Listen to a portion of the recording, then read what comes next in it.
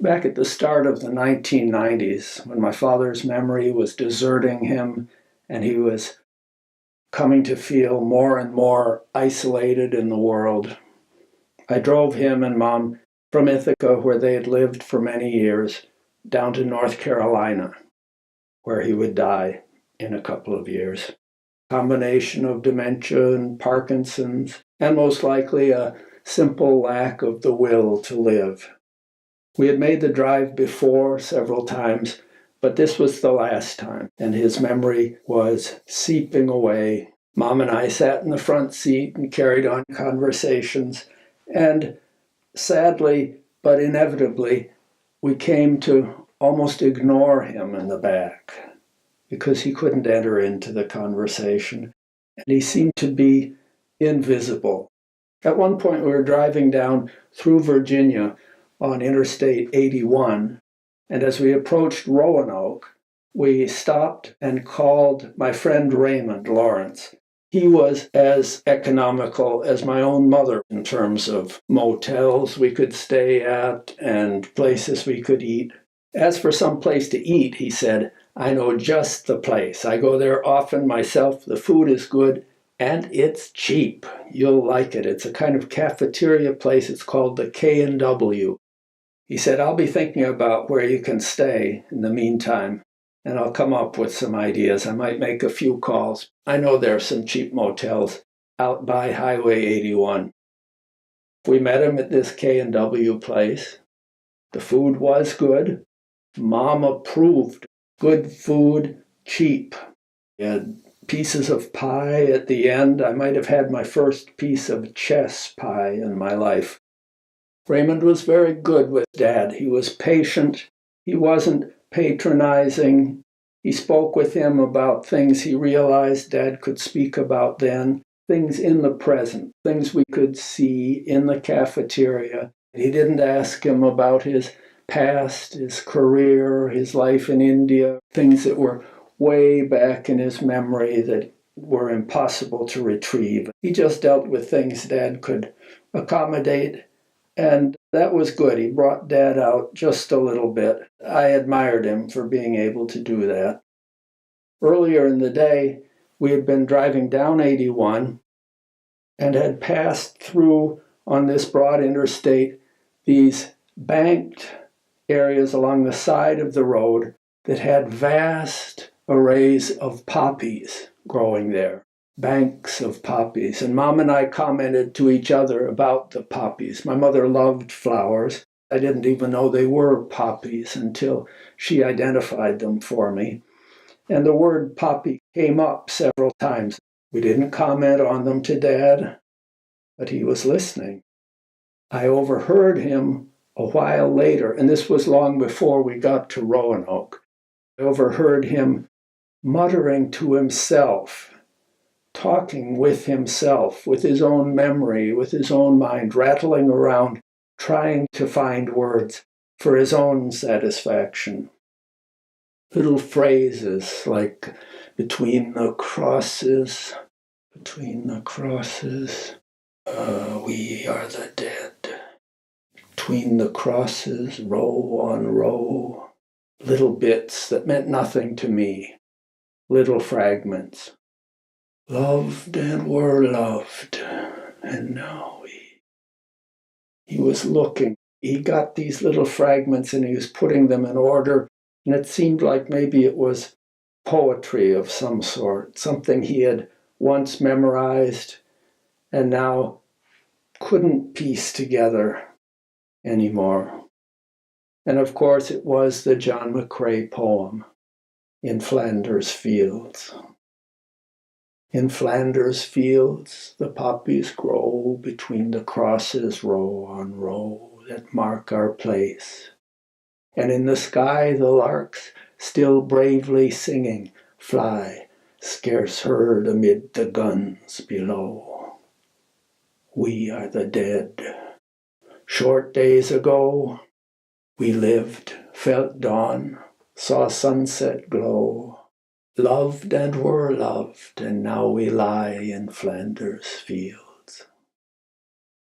And then the terrible militaristic third verse of the poem, the one when I took the time to learn it years and years later, disappointed me with its jingoistic, militaristic sing-song. Take up our quarrel with the foe. To you from failing hands we throw the torch. Be yours to hold it high. If you break faith with us who die, we shall not sleep, though poppies grow in Flanders fields. So Dad had loved that poem as a boy. He had been just 7 years old at the outbreak of the American participation in the war. So when this poem had come out the next year, and it had been in all the local and big town newspapers, John McCrae himself had died, not in combat, but from disease, at the end of the war. But it was a rallying call for all those interested in jangling patriotism to make it all seem worthwhile. This war, to end all wars. All these things I learned only many years later. All I know is that that day, that afternoon, driving through Virginia, all I heard was my father laboring to put something together in his mind. It was impressive and pitiful all at once, like so much about his state in those days. After our fine supper at the K&W, Raymond led us to this motel he had heard about. It was a slightly out-of-the-way motel, which meant it charged less than other motels, but it had a reputation for being clean as well as cheap. When we got in the lobby to register, Dad was there with us. He was trailing behind. Mom and I went to the desk, and it turned out the proprietors of the motel were an Indian family. They weren't speaking Hindi, but we could tell from their look and the rhythm of their English speech that they were from India. And up on the wall was their sign saying they were the Patel family, proud proprietors of this small motel outside Roanoke, Virginia. Dad must have heard them talking too. No one was talking to him. But as we were agreeing on what sort of room we needed and when we were going to be leaving the next day and getting things arranged, I heard him at the back of the room speaking volubly and in a clear rhythm as I hadn't heard him speaking English in a long, long time. But he wasn't speaking English. He was speaking Hindi. And he was speaking to the people behind the desk. We all heard him at the same time. We turned and looked at him. They turned and looked at him, almost with reverence, to hear this doddering old man break into an easy flow of their native tongue, Hindi. They spoke back to him. He replied. It was like some key in his brain had opened up a long, ignored side tunnel, leading to a time in his life maybe when he had been happier, when he had been vibrant and young. Who knows what governs the human brain as it's in decline and in its final gasping years. It was a wondrous moment. Past, the Patels signed us into the motel. My mother explained that we had at one point lived in India. She spoke some degree of Hindi herself, but had never been as fluent as Dad, who had spoken both Hindi and Urdu and had been able to read and write both languages, even though they went in different directions on the page. But my mother had been very attuned with social conditions in India. One time, she and I were sitting watching TV, and she got very upset at this interview on the TV of someone, Johnny Carson or someone, interviewing the Beatles guru, Maharishi Mahesh Yogi, in his robes with flowers and everything, and going on in his gentle voice about the wonders of the universe and peacefulness and all of this. And Mom blew her stack. "Makes me so mad when I see that," she said. I said, "Why, Mom? Why does this upset you so much?" She said, "I used to see these characters just like that guy carrying on the banks of the Jumna River." He had lived on a sacred river in India, the Jumna River. In fact, at one of the most sacred points in all of India, where two sacred rivers had their confluence in the city of Allahabad. The Ganges and the Jumna rivers came together there. So there were many funeral processions there and religious rites being performed. But what had made her upset was these swamis along the riverbank, preying on the credulous, as my mother saw it, taking advantage of these very poor people to make them even poorer for their own aggrandizement. And here was another one who had the West in thrall since the Beatles were enthralled to him. Maharishi Mahesh Yogi, who to me had always seemed harmless. I knew nothing about Indian swamis. I'd never seen dead bodies floating in the Jumna River, as the rest of my family had. I'd been only 3 when we'd come back to the States. I hadn't known high officials in the Indian government as my father had. After independence in 1947, at some point after independence, in New Delhi, he had had a meeting, just him and the Indian leader, the Prime Minister Jawaharlal Nehru, at Nehru's office. My family lived in Allahabad, which was actually the hometown of Nehru.